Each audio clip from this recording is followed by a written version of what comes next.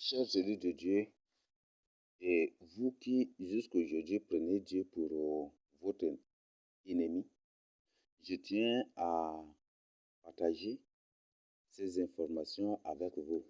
C'est en sorte une exhortation aussi, un enseignement, et c'est ce que je vais partager avec vous. Ce que vous devez comprendre, Dieu n'est point du tout l'ennemi d'une personne. Dieu, le Créateur incréé, le Seigneur Jésus-Christ n'est point du tout l'ennemi d'une personne. Mais vous ne savez pas.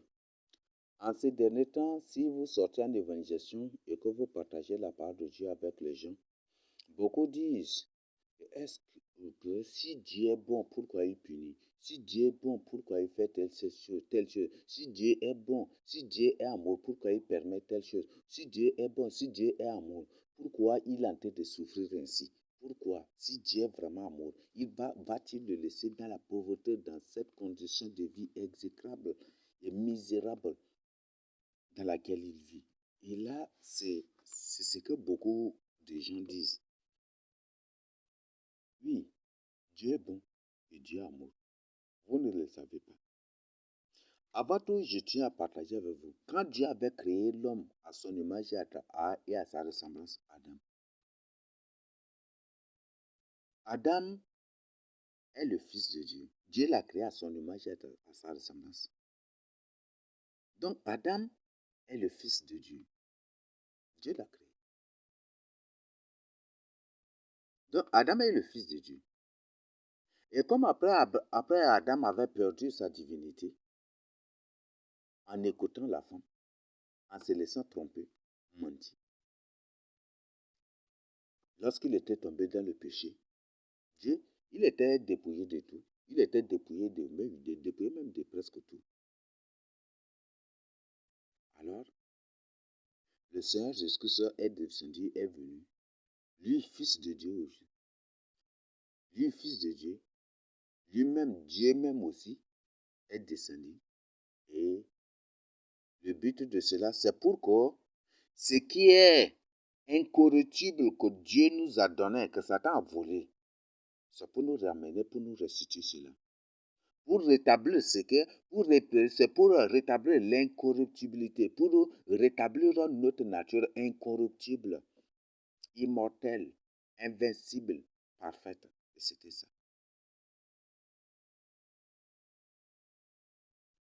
Mes frères et sœurs, réveillez-vous.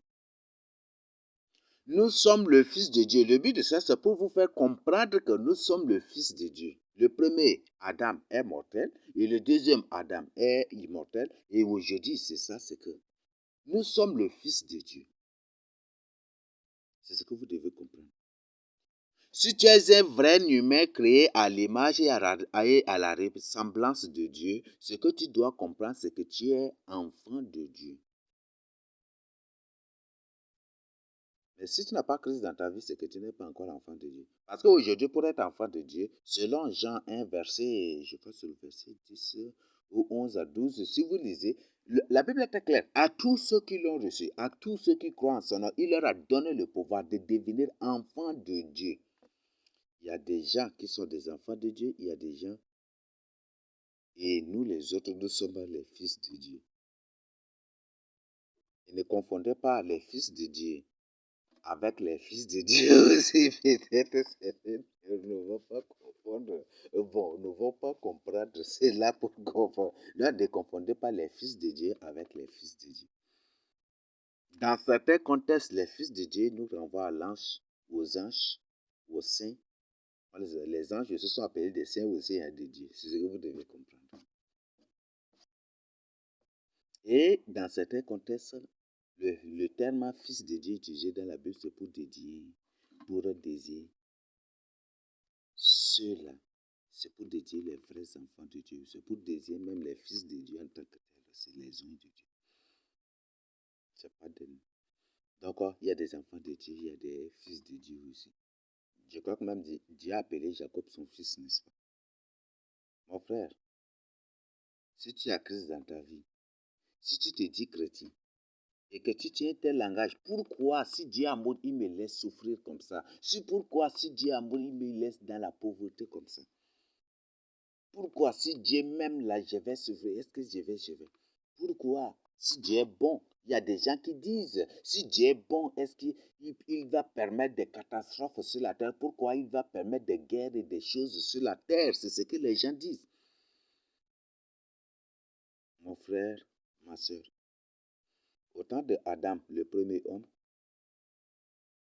lorsque lui, Ève, sa femme, quand Abel était là, déjà il y avait un pays. Ça s'appelle le péché. Lorsqu'ils étaient quatre là, déjà quelque part en famille, ils étaient encore quatre là. Il y avait un pays déjà qu'on appelle le pays de Nod, le pays des hommes courbés. Il y a beaucoup de démons à la surface de la terre. Si Dieu permet des catastrophes, des choses, cela et là, c'est parce que Dieu a permis.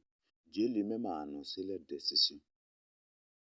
Si aujourd'hui, ils ont corrompu le livre d'Enoch, ils ont corrompu le livre du juste, des trucs, ça et là, et que ce n'est pas introduit à la Bible, ce n'est pas pour rien.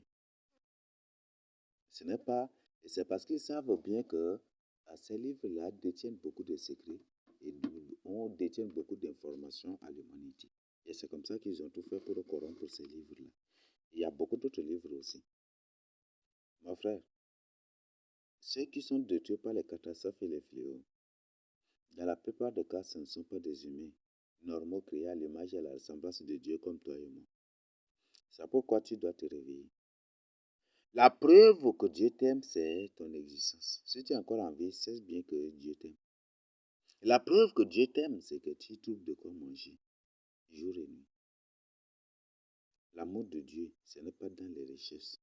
La Bible dit que nous ne devons pas du tout aimer le monde. Et même le Seigneur Jésus sait que la plupart des choses qui sont à la surface de la terre sont des choses artificielles. C'est pour ça qu'il nous demande de ne pas du tout avoir des trésors sur cette terre, mais plutôt de chercher les trésors d'en haut, d'emmagasiner, de stocker nos trésors en haut.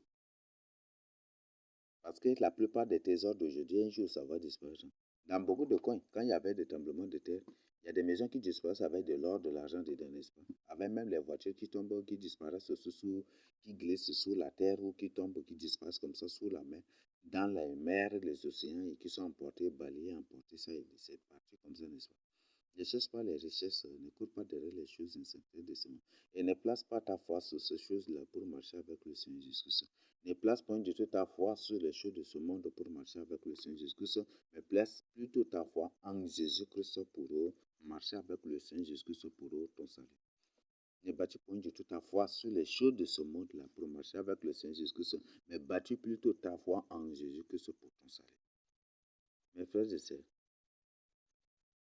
le temps est court et c'est très compliqué. Alors, je voudrais te poser une question. Nous sommes les fils de Dieu. Nous sommes des enfants de Dieu et nous sommes des fils de Dieu. Une question à te poser. Un père qui a un enfant et que l'enfant là n'est pas discipliné, qu'est-ce qu'il lui fait? Si tu es vrai enfant, si tu es vrai humain à la créé à l'image et à la ressemblance de Dieu, même si tu n'as pas Christ dans ta vie, l'Esprit de Dieu là, qui est la semence du bien, la semence du bien en toi, l'Esprit de Dieu qui est là en toi, que Satan cherche à détruire là. Fais de toi au moins ça. Fais de toi son enfant, mais un enfant charnel. Est-ce que tu me comprends? Fais de toi un enfant, son enfant, mais un enfant charnel. C'est pour ça que dans la Bible parle des hommes animaux. Donc ce sont des démons, des hommes charnels et des hommes spirituels. Je crois que tu m'as déjà compris. Alors, tu dois comprendre quelque chose. Tout père cherche à discipliner ses enfants. Vous êtes en train de mentir. Tout père cherche à discipliner ses enfants. Tout père discipline ses enfants. Il n'y a aucun père qui peut supporter ou applaudir, acclamer son enfant dans le mal, sauf une famille démon. Sauf une famille démon. Et même il y a certaines familles démons aujourd'hui pour que les gens les voient comme des humains. Et au moins, ils disciplinent quand même leurs enfants, mais en coulisses, ils font d'autres choses. Toute famille humaine normale discipline leurs enfants. Vous êtes sentez de mentir. Donc c'est comme à des fils, comme à des fils, comme ses propres fils et ses propres enfants que Dieu nous châtie, que Dieu punit, que Dieu nous reproche. Si Dieu nous punit, si Dieu punit, c'est par exemple, bon, je te pose une question. Quand tu étais avec ton papa, quand tu voles là, est-ce qu'il dit, oui, c'est bien, ce que tu as fait, c'est bien, faut mon enfant, continue pas le faire. Est-ce qu'il te, est-ce qu'il apprécie cela? Par exemple, chez les Sahara, la plus grande humiliation dans la famille, c'est que l'enfant se comporte mal. L'enfant se comporte mal. Chez les Sahara, les vrais Sahara, je ne parle pas des Saramatiques, mais je parle des vrais Sahara. C'est le fait que l'enfant se comporte mal. Parce que quand un Sahara dit que si ton enfant se comporte mal, on va dire c'est l'enfant de tel, c'est l'enfant de tel, c'est l'enfant de tel. Donc ce n'est pas l'enfant qui est insulté, mais c'est plutôt ses parents qui sont insultés. Et ce qui fait que tous les Sahara s'appliquent au moins de tout leur cœur à corriger, à bien discipliner leurs enfants. Aujourd'hui, ce sont ceux des soi-disant droits de l'enfant là qui aujourd'hui détruisent la société.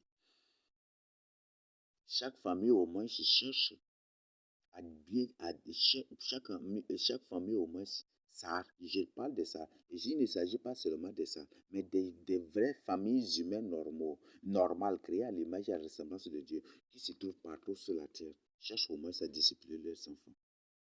Il y a des familles qui éprouvent du plaisir, c'est un bonheur pour eux si les enfants sont des bandits dans les cours de la route, dans les rues, et puis si les enfants sont des bandits, des drogueurs, des dealers de drogue, de ceci, ou des bandits, des escrocs, des voleurs, ça et là, ça fait leur fierté, c'est ça leur gloire. Mais il y a des familles qui ne veulent point du tout parce que c'est une très honte, une humiliation pour la famille. Je reviens toujours. Parce que le Seigneur Jésus-Christ, c'est un Sahara. Et le Seigneur Jésus-Christ est venu d'abord pour les Sahara. Il est venu d'abord pour les Juifs. Il est venu d'abord pour les Juifs et pour les autres fils de Jacob. Il a commencé d'abord par les Juifs. Oui, il a commencé d'abord par les Juifs. Il a commencé d'abord par les Juifs. Parce que le territoire de Galilée, tout ça, on voit, c'est en majorité des Juifs aussi. Il a commencé d'abord avec les Juifs. Il a commencé d'abord avec les Juifs.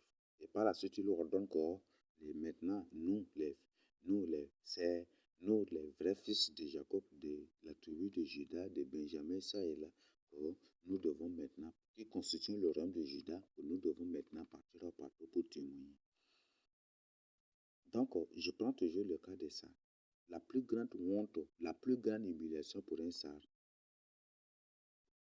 c'est la délinquance de son enfant. Si son enfant est délinquant, bandit, si son enfant est là dans les cabarets, c'est une très grande humiliation.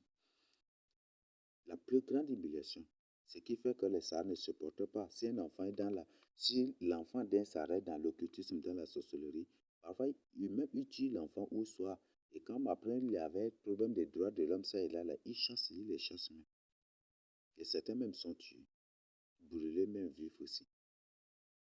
C'est les pleurs, les droits de l'homme, les trucs, les droits de l'homme, droits de l'enfant, ceci, cela, voilà, c'est ça qui a fait aujourd'hui.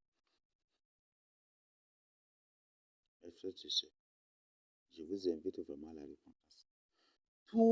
Tout père cherche la discipline, tout père discipline son enfant. Parce que le jour où ton enfant fait du mal, c'est ta honte, c'est une honte pour toi. On dit non, voilà, c'est ça, c'est pour ça. On ne veut pas. Parce que au milieu, ça, si un fils fait quelque chose, on dit c'est l'enfant de tel. C'est l'enfant de tel. C'est la fille de tel. Si la fille est prostitueuse, c'est une prostituée. Ou si la fille, ou l'enfant, c'est un délinquant. Là, dans les cabarets, des trucs comme ça. On dit c'est l'enfant de tel. C'est l'enfant de tel. C'est des choses qui existaient. Mais aujourd'hui, dans certains milieux, ça continue encore. Dans certains milieux, ça continue encore. Dans certains milieux, ça continue encore. Tandis que dans d'autres, les gens avaient les problèmes de droits de l'homme, ça et là, c'est ça, c'est qui ça. Et qui fait qu'aujourd'hui, les enfants deviennent de n'importe quoi. Vous savez, aucune constitution d'un pays ne vient de Dieu. Aucune constitution d'un pays ne vient de Dieu. Et aucune constitution de n'importe quel pays du monde ne vient de Dieu. Il ne vient même de ce pays aussi. Idriss Déby nous l'a clairement dit que la constitution du Tchad, là, c'est écrite par la France. Ce n'est pas... Là, vous voyez ça. Donc, vos députés qui sont là, ils sont là juste pour seulement, pour faire ce qu'on appelle, faire ce qu'on appelle une couverture médiatique pour vous faire croire mais ce que vous devez comprendre, peut-être c'est après cette publication qu'ils vont dire non, les députés font ça, mais ils vous mentent. La constitution du Tchad est écrite par les Français. C'est ce que Déby nous a fait comprendre. C'est ce que Déby a dit ouvertement. Il a ouvertement dit cela. Je ne suis pas en train de vous mentir. La constitution du Tchad, ce n'est point du tout écrit par les Tchadiens, ce n'est point du tout écrit par les juristes tchadiens. Point du tout pareil. Mais c'est écrit plutôt par les Français. C'est écrit plutôt par les Français. Et l'histoire de la France nous prouve, l'histoire aujourd'hui, partout où vous suivez les actualités, que ceux qui dirigent la France ne sont même pas des humains normaux, ce sont des démons. C'est vraiment, ces mêmes démons, c'est ce que je tiens à vous donner comme information, ces mêmes démons. Si par exemple ce démon, s'il règne ici, et après d'abord vous trouvez que non, il est déjà mort, ou il est renversé, c'est cette même personne-là que peut-être ils vont l'amener en Asie là-bas pour régner comme président de tel, ou pour être ministre de tel en Asie là-bas. Et comme ceux de l'Asie ne le connaissent pas, c'est comme ça, ça se passe. Où il injecte quelque chose, il injecte un produit, la personne devient blanche et puis ils le font ministre peut-être en France ou en Europe ou dans l'Union européenne ou quelque part où ils le font président quelque part dans un pays des Occidentaux. C'est comme ça que les démons font. Mon frère, réveille-toi, je t'en prie. Je t'en prie. Je vais vous lire un verset pour que vous compreniez. Après quoi, je vais vous expliquer. C'est vraiment capital. Nous allons lire ensemble Hébreux 12.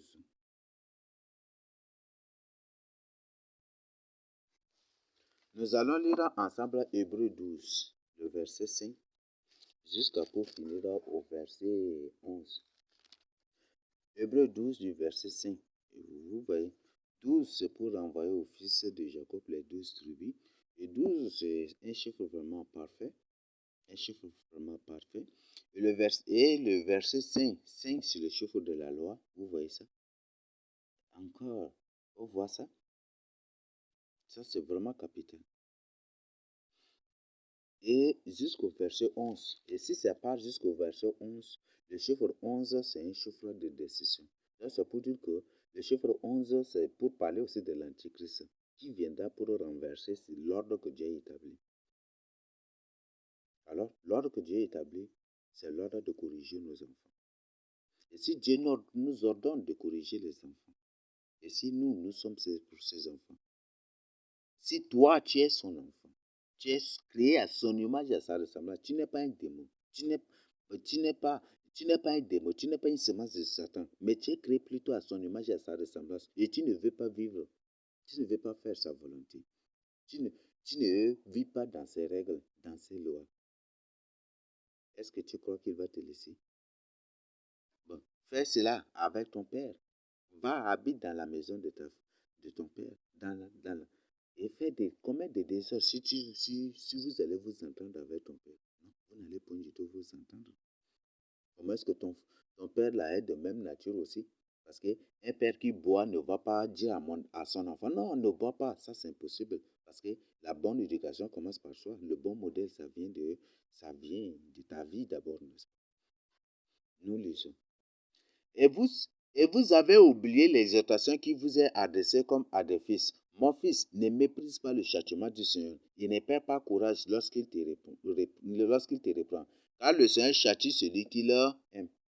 Donc si Dieu châtie l'humanité, Dieu permet des crises, des fléaux, des famines, des guerres, de ceci, de cela. des catastrophes, des choses terribles contre l'humanité, c'est pour le châtier. C'est parce qu'il aime l'humanité.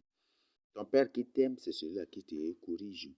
Quand tu es avec ton papa, lorsque tu voles, et qu'il disait, c'est bon, ou il ne dit rien, beaucoup aujourd'hui, ça c'est des témoignages que je veux, c'est des témoignages de gens, des confessions, des regrets des gens, dans les partages qu'ils ont fait avec moi. Ils ont fait des choses lorsqu'ils étaient enfants, mais leurs parents n'ont rien dit, n'ont rien parlé. Et pour eux, ils trouvaient que c'est bon, mais ce n'est pas la suite d'abord. La parole de Dieu leur a ouvert les yeux et ils ont trouvé c'est mauvais. Ils ont subi les conséquences. Et ils finissent même par accuser leurs propres parents. Est-ce que leurs parents les aiment quand même? Vous voyez, beaucoup de parents, beaucoup d'enfants aujourd'hui sont tentés d'accuser leurs parents parce que leurs parents n'ont pas assumé leurs responsabilités éducatives. C'est leurs responsabilités éducatives. Ils ne les ont pas reprochés, ils ne les ont pas grondés, ils ne les ont pas éduqués, ils ne les ont pas châtiés, ils ne les ont pas corrigés. Ils n'ont pas fait ce qu'ils doivent faire pour les amener à la repentance, à la discipline. Et ces enfants grandissent croyant que leurs parents les aimaient, c'est pour ça qu'ils ne les tapent pas, ils ne les tapaient pas, ils ne les tapent pas, ils ne leur font point du mal, ils ne les menacent pas, ils ne les insultent pas, ils ne les menacent pas, ils ne les corrigent pas, ils ne les reprochent pas, ils ne les grondent pas, ça et là. Ils trouvaient que c'est ça la preuve de l'amour. Mais après d'abord, à leur très grande stupéfaction, ils ont compris, ils ont découvert que ce n'est point du tout de l'amour. Que leurs parents, eux-mêmes, ils le disent, c'est leurs parents qui les ont détruits. Beaucoup. Si seulement s'il m'est permis, j'allais endresser la voix de certains ou permettre à certains d'aller devant les caméras pour témoigner cela et on va vous présenter, publier cela.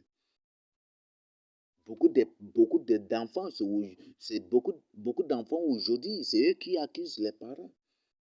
Que ce sont leurs parents qui ne les éduquent pas. Ce sont leurs parents qui les ont mauvais orientés. Que c'est leurs parents qui les ont détruits. Parce qu'ils ne les corrigent pas. Ils ne les reprochent pas. Tout ce qu'ils font là, c'est bon pour leurs parents. Selon leurs parents, tout ce qu'ils font là, c'est bon. Mais après, d'abord, en dehors des parents, c'est alors qu'ils se sont confrontés à d'autres réalités. Et ils ont accusé leurs parents. Il y a certains qui avaient de la haine même pour leurs parents. Pourquoi le parent n'a pas fait cela? Pourquoi le papa et la maman n'ont pas fait cela? Pourquoi la maman n'a pas fait cela? Pourquoi le papa? Et c'est en dehors de la famille d'abord. Ils ont découvert la vraie vie. Et c'était autre chose. Père, toi qui es parent, ne dis pas que tu vas rester éternellement. Ne dis pas que ton enfant va vivre éternellement avec toi. Éduque l'enfant selon la voie qu'il doit suivre. Et quand il sera grand, il ne s'en détournera pas. Aujourd'hui, tu dis c'est bon parce que tu crois que la preuve de ton amour envers lui, c'est de ne pas le reprocher, de ne pas le gronder, de ne pas le taper, de corriger, des trucs comme ça. Mais c'est avec toi. Mais quand l'enfant va sortir hors de la famille, ça va être la catastrophe. Ce qui fait que beaucoup d'enfants, dès qu'ils sont déconnectés de leur famille, dès qu'ils sortent en dehors de leur famille, c'est la catastrophe. Directement, c'est la vie de banditisme, vie de n'importe quoi. Et même certains enfants, bien qu'ils sont avec leurs enfants, avec leurs propres parents, mais à certains âges déjà, c'est la catastrophe déjà pour la famille. Et ses parents viennent, non, mon fils, moi je ne suis pas comme ça, je n'étais pas comme ça, mais comment tu es devenu comme ça? Mais c'est toi-même. Vous voyez ça? Ça, c'est des paroles comiques, c'est des plaintes comiques, c'est de la comédie envers l'enfant, c'est toi-même. Donc, à toi de te réveiller. Donc, si Dieu châtie la terre, si Dieu châtie l'humanité, c'est parce qu'il l'aime. Il est Père et il doit corriger. Il doit discipliner la terre. Il doit discipliner l'homme qu'il a créé à son image. L'homme que lui-même il a appelé son enfant.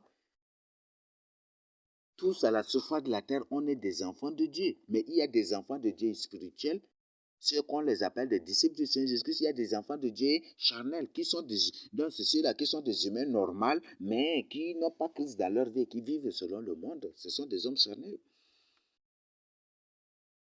Donc, répands-toi. Nous sommes. Donc, Dieu te discipline. Le but de tout cela, c'est pour que l'humanité, l'homme que Dieu a créé à son image et à sa ressemblance, se tourne vers Dieu pour demander pardon.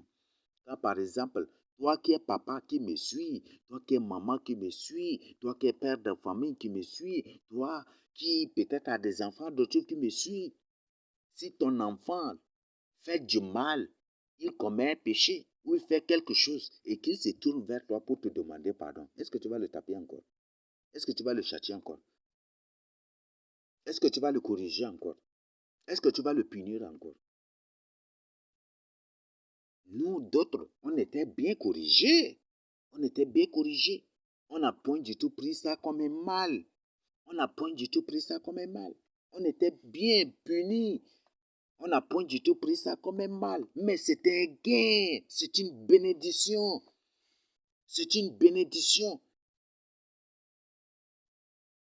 Quand les gens nous tapaient ça et là, des trucs, c'était une bénédiction parce qu'on reconnaît qu'on nous avons péché. Et plus on nous corrige, plus on a peur de faire ces choses. Or, c'est à la lumière exactement de la parole de Dieu. Et pas par la suite, d'abord, on étudiait la Bible. Quand on commençait, Dieu nous a ouvert les yeux, on lisait la Bible, on trouvait c'est exactement ça, mais c'est la volonté de Dieu. On a remercié le Seigneur Jésus-Christ. On a béni la ceux-là qui nous ont éduqués ainsi. Voyez la vie des enfants aujourd'hui, qui sont des enfants chéris.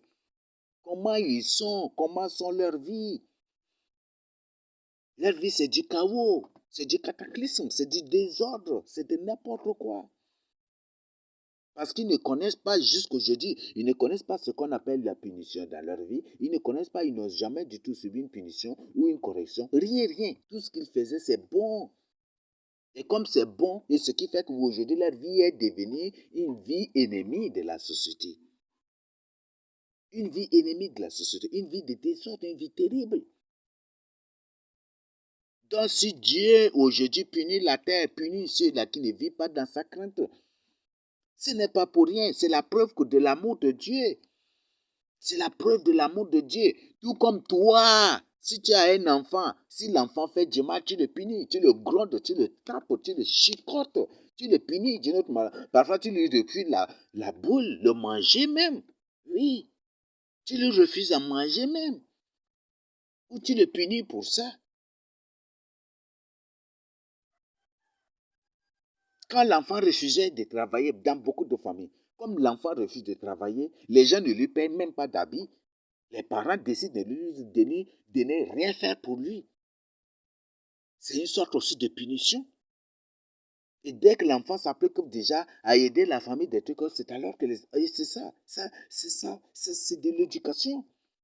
Ça prend du travail à l'enfant. Ce sont des techniques développées par les parents pour apprendre des choses, des métiers à leurs enfants, pour leur apprendre des choses, pour les intégrer dans la société et même pour les réintégrer aussi dans la société. Mais aujourd'hui, c'est de n'importe quoi. Il y a plus d'enfants dans les rues qu'à la maison, que dans les familles. Il y a plus d'enfants dans les cabarets qu'à la maison. Il y a plus d'enfants dans les boîtes de nuit qu'à la maison. Il y a plus des enfants dans les bars qu'à la maison. Pourquoi ça? Parce que les enfants n'assument point du tout leur responsabilité. Parce que les parents n'assument point du tout leur responsabilité éducative. En tant que père, il doit corriger, punir. Quand j'étais enfant, je partais au ciné. Et quand je retourne, après, avant ça, ils ne découvraient pas. Mais quand après, ils ont découvert que moi, je pars au ciné. Quand je rentre, on me dit, bon, comme tu es parti au ciné et que ici, c'est interdit d'aller au ciné, tu dois réparer au ciné là où tu es venu. Répare au ciné pour dormir au ciné là-bas.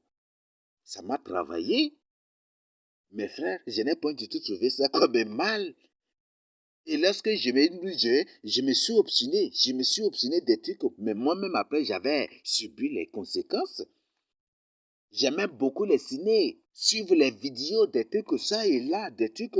Mais par la suite, par la suite, j'avais contacté un problème de vue.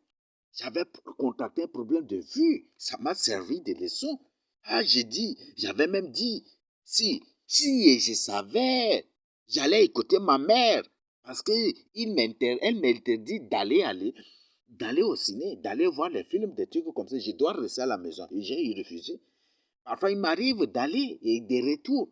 On m'interdit de dormir là dans la famille. Et parfois même, je passe 2 tiers de la nuit là dehors. C'est vers le matin d'abord, on me fait entrer. Mais les 2 tiers de la nuit là, je passe dehors. C'était toujours une correction, j'étais enfant encore. Mais quand après j'avais contacté le problème de vue, c'est là, je ne pouvais plus voir. Je ne peux pas voir le soleil. Et je ne peux pas, la lumière comme ça, je ne peux pas voir.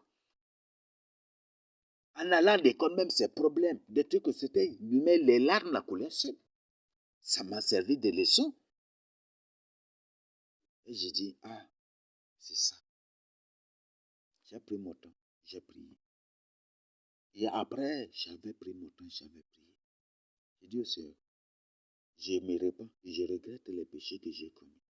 Pardonne-moi de n'avoir pas écouté les conseils, comme amoureux me donnait les punitions que me faisait. Mais voilà les conséquences. Je te demande de me pardonner. Ouvre mes yeux. Maintenant, non pour suivre les films, pour suivre les abominations, mais pour lire ta parole. Et mais quand j'avais prié ici, j'ai ouvert mes yeux et maintenant je vois correctement. Or, avant, je ne pouvais pas. J'étais là dans la chambre, je suis toujours dans la chambre, je ne pouvais pas sortir. Les rayons solaires seulement, des trucs que quand la lumière vive seulement là, c'est problème. Mes larmes coulaient comme ça. Mes frères et sœurs. Donc, si Dieu punit, ce n'est pas parce qu'il n'aime pas l'homme. Ce n'est pas parce qu'il n'aime pas la terre. Non, il l'aime. Parce que on va lire dans la suite, c'est la preuve que ton père t'aime, la preuve que ta mère t'aime, c'est la correction. C'est la punition. Tu fais quelque chose, il te punit, il te chicote. C'est ça la preuve. Tu fais du mal, il te chicote, il te punisse. Donc si Dieu nous aime, c'est tout à fait normal qu'il punisse la terre. Il punisse la terre. Et dans la plupart des cas, ceux-là qui meurent au cours de ces choses ne sont pas des humains normaux. Ne sont point du tout des humains normaux, créés à l'image et à la ressemblance de Dieu. Sauf qu'il y a des rebelles, des humains normaux, créés à l'image et à la ressemblance de Dieu, rebelles, tenaces, à la rébellion, à la méchanceté. C'est cela que Dieu détruit et efface pour servir de leçon aux autres. Donc la preuve que Dieu nous aime, c'est ça. Donc Dieu est amour. La preuve que ton père t'aime, c'est dans la correction, dans la punition qu'il t'inflige. Donc aucun père ne peut supporter que son enfant soit bandit. Si par exemple, devient seulement bandit, tu vas voir ce qu'est la réaction de tes parents. Bon, je ne t'invite pas à cela, mais je veux que tu comprennes mon langage et ce que je veux te transmettre. Donc, comprends et applique la sagesse pour comprendre profondément. Donc, c'est très, très, très capital. Donc, Dieu est bon. C'est le tout père qui aime, il punit. Donc, si Dieu permet que des mauvaises choses, des guerres, des chaos, des crises, des famines, des pestes, des maladies, de ceci, de cela, frappent la terre, c'est parce que ses enfants, l'homme qu'il a créé à son image et à sa ressemblance, qui est son enfant, ne vit pas dans sa crainte. Toute famille a une règle, toute famille a une loi qui régit la famille. Si dans ta famille, il n'y a pas de règles et de lois, c'est que ce n'est pas une famille normale, mon frère, ma soeur. Ce n'est pas une famille normale. Oui, ce n'est pas une famille normale. Toute famille a une règle, toute famille a une loi. Et dès que tu dois que, même si c'est la maman ou le papa qui transgresse seulement, qui brise cela, directement il a des problèmes avec la maman. Ou soit si c'est l'enfant directement il a des problèmes avec les parents. Et c'est ça la règle. Donc, la loi qui nous réjouit, la loi qui réjouit la famille de Dieu, la famille du Créateur incréé, c'est le Seigneur Jésus-Christ. Donc, courez dans les bras du Seigneur Jésus-Christ. Entrez dans cette famille du Seigneur Jésus-Christ. Si vous n'avez pas Christ dans votre vie, Dieu va vous punir. Parce que vous violez sa loi, la loi qu'il a établie, la loi familiale qu'il a établie. Vous violez cela, il va vous punir. Même si tu as crise dans ta vie et que tu n'observes pas, il dit que dans sa famille, là, personne ne doit boire. Même si c'est ton papa qui ne boit pas, il dit dans sa famille qui ne boit pas. Même il y a des parents qui ont juré, avant de mourir, ils ont juré. Si après ma mort, si l'un de vous s'hasarde à aller à l'excision ou à l'initiation, que Dieu le tue sur place. Ça, ils ont juré ça. Ils ont tenu ce serment avant de mourir et juste après la mort. Ceux-là qui ont tenté de violer cela étaient morts. C'est tel qu'ils ont déclaré, mes frères et sœurs. Toute famille a une loi.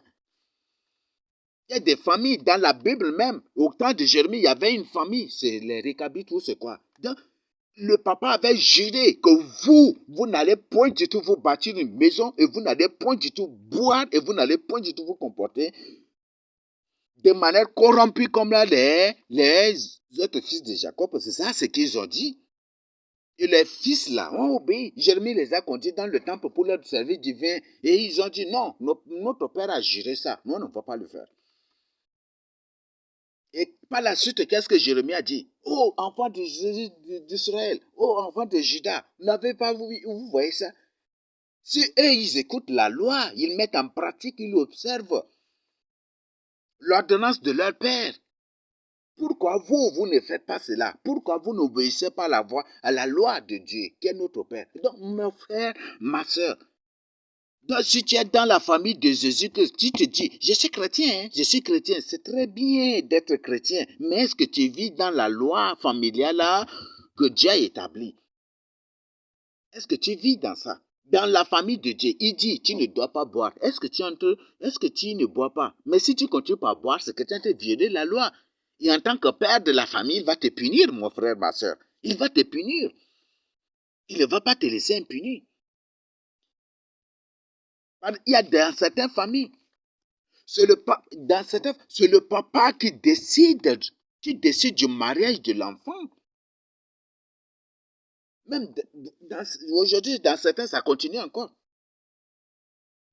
C'est le papa qui décide du mariage de l'enfant. Et c'est le papa qui dote la femme pour son fils. Ça existe. Ça existe encore dans d'autres cas. Même au pays, ça arrive partout. Ça existe. Et même maintenant qu'aujourd'hui, là, les choses aujourd'hui, comment les Sarah Madiga, la mission, c'est de corrompre les enfants de Dieu. C'est ça. Pour corrompre les filles de Jacob, c'est ça. Ce qui fait qu'aujourd'hui, on voit que ces valeurs, ces choses-là disparaissent maintenant. Avant, c'est le papa qui décide, qui dote la femme pour son enfant. Mais aujourd'hui, ça n'a plus. Aujourd'hui, si par exemple, comme aujourd'hui dans certaines femmes, c'est le papa qui décide du mariage de son enfant. C'est le papa qui décide du mariage de son enfant. Ça existe. Ça existe. Ça existe encore. Ça existait dans l'ensemble et aujourd'hui, ça existe encore dans certains lieux. Dans certains coins encore ici aujourd'hui. C'est le papa qui décide du mariage de l'enfant. Et quand il décide, c'est lui, comme c'est lui qui en a le décidaire, c'est lui-même qui dote. C'est ça, n'est-ce pas? Si tu es dans la famille de Dieu, dans la famille du Créateur, créé par Jésus-Christ, si tu es dans cette famille, mais c'est le Père qui doit décider de ton mariage.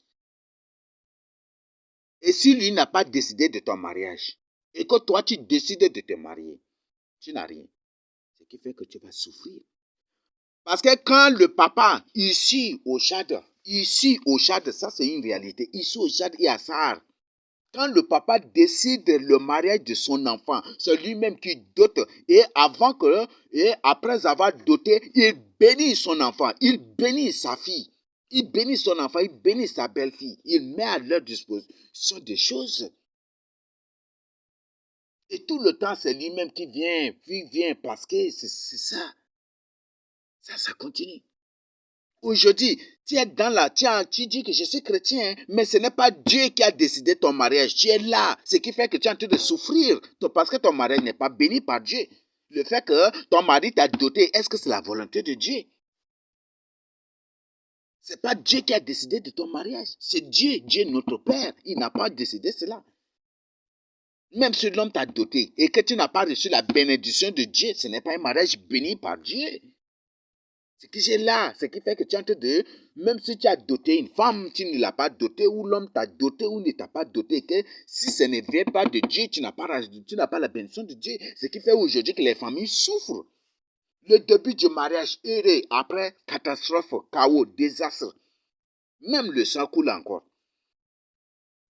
Vous voyez ça?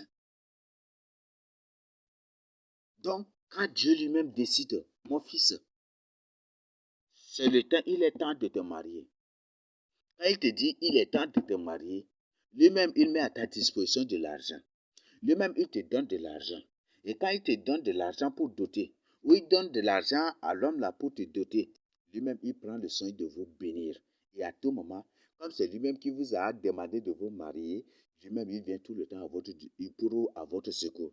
Parce que même là, dans certains coins, ça, toujours, quand il n'y a rien, et que maintenant le fils vient se plaindre au papa, le papa, depuis, par exemple, le papa ne veut pas des trucs comme ça, le fils lui rappelle, papa, tu sais que moi, c'est pas moi qui ai décidé de me marier, c'est toi qui as décidé cela, et maintenant j'ai accepté, et maintenant des trucs. Donc je veux que tu m'ouvres. Et il lui rappelle sagement. Mon frère, ma soeur, vous protégez. La Bible dit, faute de connaissance, mon peuple périt. Le but de ce message, ce n'est pas du tout pour te condamner, mais c'est pour te rappeler à l'ordre. Donc, cesse maintenant de dire, si Dieu est bon, pourquoi il punit? Si Dieu est bon, pourquoi il fait ceci? Si Dieu est bon, si Dieu est amour, pourquoi il permet de telles choses? Mon frère, ma soeur, Dieu punit. Ah, je n'ai pas encore fini la lecture, il faut que nous continuions pour finir. Nous continuons. Le verset 6, c'est Hébreu 12, du verset 5 à 11 qu'on a de lire. Le verset 6. Car le Seigneur châtie celui qu'il aime. Il frappe de la verge à tous ceux qu'il reconnaît pour ses fils. Là, tu me comprends déjà, non? Donc, si Dieu te frappe avec des verges, s'il frappe la terre des verges de sa colère, c'est parce qu'il aime la terre, c'est parce qu'il aime l'humanité. Il veut que l'humanité se tourne à lui. Parce que toute l'humanité est sa famille. Et c'est lui qui est la tête de cette famille. Et tout comme un père veut que ses enfants respectent sa loi et mettent en pratique ses lois, ses règles, c'est ce que Dieu veut. Et dès que vous violez cela, Dieu met ses mains en colère. Il prend sa verre de colère pour vous punir, pour vous corriger, pour vous ramener. Et vous savez que bien que dans certaines familles, même c'est ordonné par Dieu, si l'enfant est désobéissant, à tel point qu'il ne veut plus écouter ses parents, cet enfant doit être mis à mort. Et c'est ce qui fait que, comme aujourd'hui nous sommes au temps de la grâce, quand un enfant fait cela, même vie de désordre, même de vie, fait ce qu'il lui veut, malgré les reproches, tout, malgré les exhortations qu'il leur adosse et que ces gens se refusent de se repentir, Dieu s'élève et lui-même, il applique cette loi. Lui-même, il tue. Lui-même, il détruit cet enfant. Lui-même, il met en pièces cet enfant. Et c'est ça, c'est comme ça que ça fait. Nous continuons. Supporter le châtiment. Vous voyez ça? Donc, c'est comme à des fils que Dieu nous punit, que Dieu nous châtie, que Dieu nous frappe de sa verge. Donc, nous devons supporter cela. C'est comme à des fils que Dieu nous traite. Donc, Dieu nous traite comme à des fils. Est-ce qu'on se comprend? C'est en tant que ses fils qu'il nous traite ainsi.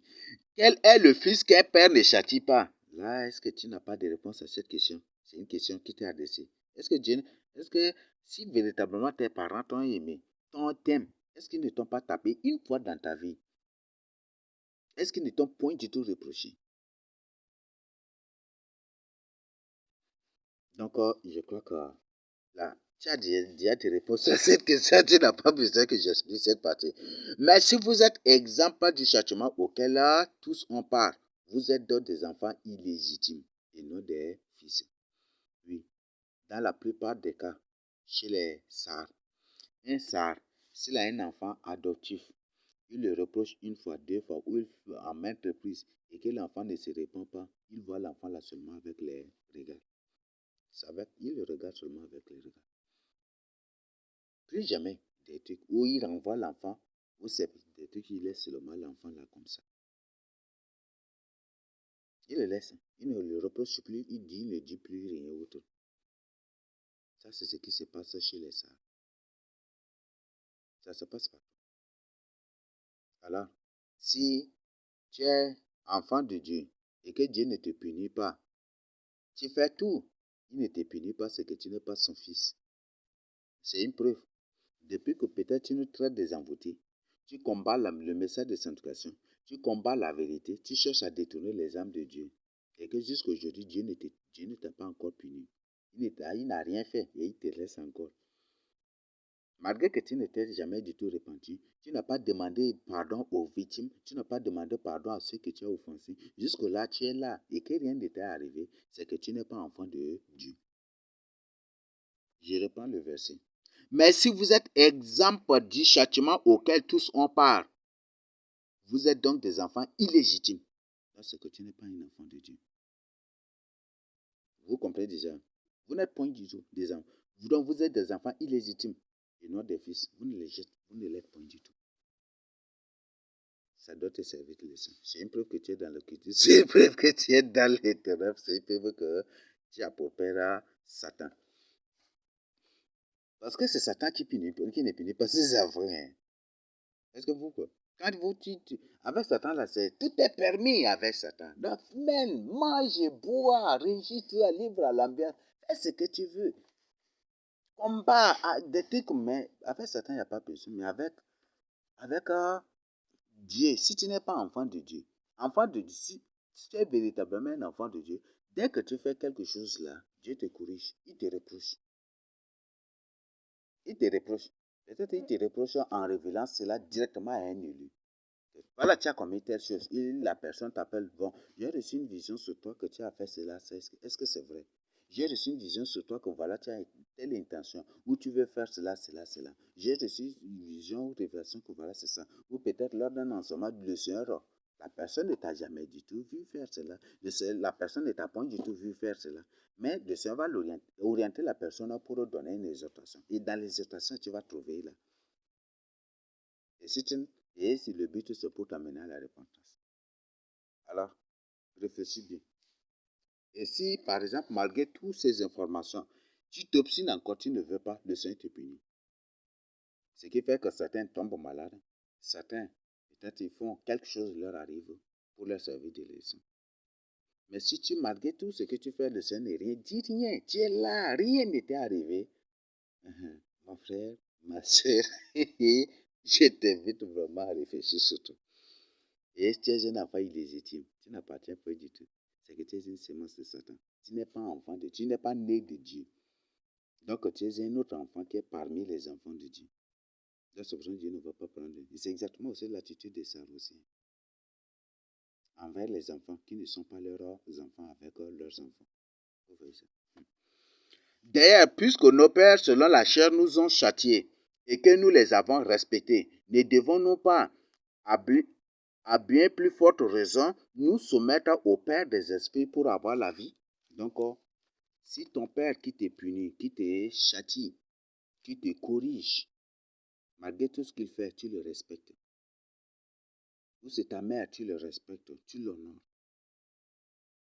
Donc Dieu aussi agit ainsi et nous devons aussi le respecter. Donc nous ne devons pas du tout. Ton père qui a fait, quand ton père te châtie, c'est pour ton bien sur la terre. Quand tu voles, ton père te châtie. Il te punit. Est-ce que tu vas voler encore? Est-ce que tu vas faire cela encore? Est-ce que tu vas escroquer encore? Est-ce que tu vas voler encore? Peut-être c'est un morceau de viande seulement que tu as volé parce que tu as faim, mais il te punit parce qu'il sait, il sait que c'est en faisant peu à peu que tu deviendras professionnel. Donc il sait déjà la vie. Donc est-ce que tu vas faire encore? Bien que tu avais faim, mais il sait que si tu te laisses impuni, tu vas continuer. Le fait qu'aujourd'hui tu prends, si encore demain demain ou le lendemain, tu as encore faim, tu vas faire. Et c'est en forgeant peu à peu qu'on devient forgeron. C'est ça, n'est-ce pas? C'est en forgeant peu à peu qu'on devient forgeron. Donc, en faisant peu à peu, là, que tu deviens professionnel. Et ton papa le sait. Donc, c'est pour ça qu'il te punit. Bien que tu as faim, mais il te punit. Pour que prochainement, il ne faut plus faire. Et en te punissant, il te dit, si tu as faim, il faut me dire. C'est ça ce qu'il te dit. Si tu as faim, il faut me dire. Si tu as faim, il faut m'informer.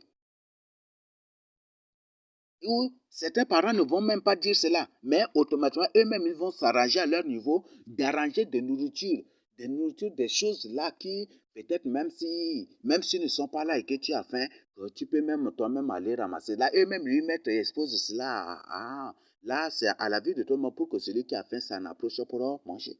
Là, il le fait. Là, certains parents prennent eux-mêmes cette prédisposition. Eux-mêmes font cela. Tandis que certains, et même ils vont dire, ils te punissent en disant, est-ce que tu vas faire ça encore? Est-ce que tu vas faire encore? Ils te tapent. Et ils te disent, si tu as faim, il faut me dire. Il faut me dire, il ne faut plus faire cela. Et automatiquement, il y a certains parents qui vont donner en te punissant, ils donnent même des exemples. Voilà, tel là, c'est en faisant ça qu'il est devenu voleur. Il est dans les rues. Tu veux aussi être comme lui dans les rues? Je ne veux pas que mes enfants soient comme ça. Je ne veux pas que mes enfants soient comme ça. Tel là, fait comme ça, s'est retrouvé dans les cabarets. Voilà, sa vie, comment il voit, tu le vois toujours sous, tous les jours là, il est comme ça. C'est parce que, donc je ne veux plus, je ne veux plus. Il y a même des parents, quand ils voient leurs enfants avec des gens méchants, avec des gens de comportement bizarre, des gens avec des bandits, des trucs, ils tapent leurs enfants. Est-ce que je vais te voir encore avec cette personne-là? Parce qu'ils savent qu'en marchant avec ces gens vont finir par influencer la vie de leurs enfants, par les détruire. Tu marches avec un buveur, tu deviendras aussi un buveur. Tu marches avec celui qui boit, tu deviendras aussi un buveur. Tu marches avec un voleur, tu deviendras un voleur. 1 Corinthiens 15, 33 nous dit, les mauvaises compagnies corrompent les bonnes mœurs. La Bible est très claire. Donc si ton père te châtie, c'est pour ton bien. C'est ainsi aussi que Dieu le fait. Je suis en train de lire. Je n'aime rien du tout inventer. Dieu aussi agit ainsi. Donc il nous punit pour notre bien. S'il ne te punit pas, c'est que tu n'es pas son enfant légitime. C'est pour ça qu'il ne te touche pas. Comme certains parents aujourd'hui, s'ils confient leurs enfants à des gens, et si ces gens en élevant les enfants, s'ils les tapent, s'ils les corrigent des trucs comme ça, ils vont descendre sur le terrain. Mon enfant là, j'ai beaucoup souffert. Quand je l'ai porté 9 mois dans mon ventre là, est-ce que tu connais? Et ils vont raconter de tout. Et pas après, c'est pour aller, ils partent créer des problèmes de trucs. Et c'est comme ça. Donc ils ne peuvent pas, mon frère, ma soeur, répands-toi. Répands-toi. Donc si Dieu te punit, c'est pour ton bien. Si Dieu punit la terre, c'est pour le bien de la terre. C'est lui-même qui a créé cela. Donc il ne veut pas que nous suivons des enfants désordonnés que nous voyons. Ceux-là qui dansent, les danses saï, les danses klagou, les danses ceci, balé ou des trucs, ces danses, ceux-là que nous le voyons des mains bizarres. Tous les jours, ils sont sourds. Tous les jours, ils sont sourds. Ils sont ivres. Tous les jours, ils sont là, dans l'alcool, à courir derrière les argues, le vin blanc, derrière les trucs, des bilibili, des trucs. Dieu nous interdit cela. Donc, il ne veut pas que nous nous comportions comme ces gens-là. Non, il a établi une loi pour régir. Tout ce que Dieu a créé est régi par une loi. Dès que cette loi est violée, la punition s'ensuit. Tout comme dans une famille qui vit dans une loi, une famille qui s'est établie de loi. Dès que vous violez cette loi-là, c'est fini. Quand par exemple, il y a des parents, quand par exemple, ça c'est un exemple que je donne. Ton père, dans la famille, à 19h déjà, ton père déploie des rayons laser pour protéger des trucs. Quand tu sors, même il y a des parents, il y a des enfants.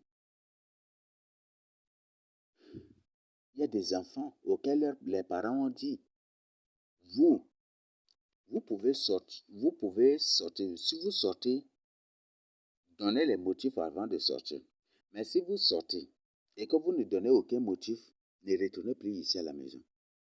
Et quand ces enfants sortent, ils ferment bien le portail, ils restent là à l'intérieur. L'enfant, tu vas venir boxer le portail, tu fais quoi? Ça, c'est tant pis pour toi.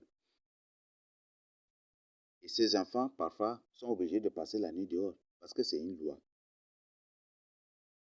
Et pour que tes parents t'acceptent, tu dois avancer les raisons.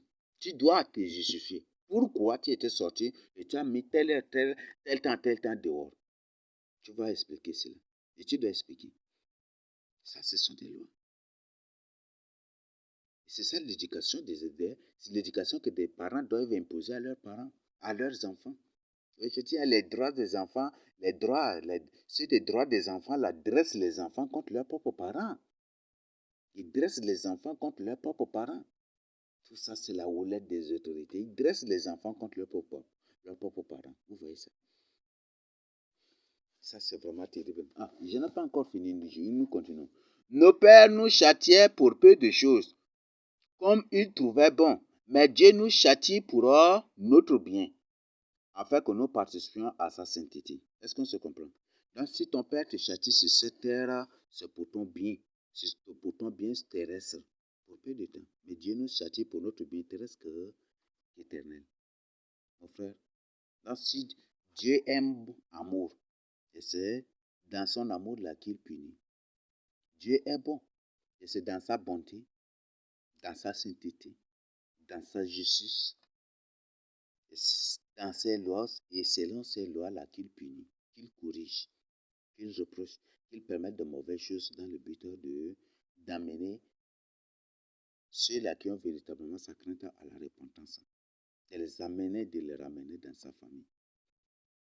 Est-ce qu'on se comprend? Donc voilà. Il est vrai que tout châtiment semble d'abord un sujet de tristesse. Vous voyez, ça c'est le verset 11 pour finir. Il est vrai que tout châtiment semble d'abord un sujet de tristesse et non de joie, mais il produit plus tard pour ceux qui ont été ainsi exercer un fruit paisible de justice. Je crois que le message est clair. Donc, cesse de dire que si Dieu est bon, pourquoi il permet telle chose sur la terre? Pourquoi il permet des guerres? Si Dieu est bon, si Dieu est amour, pourquoi il punit? Pourquoi il fait ceci, cela? Pourquoi il laisse des catastrophes? Il permet. Non, c'est l'amour. C'est l'amour. Donc, toute famille est régie ainsi.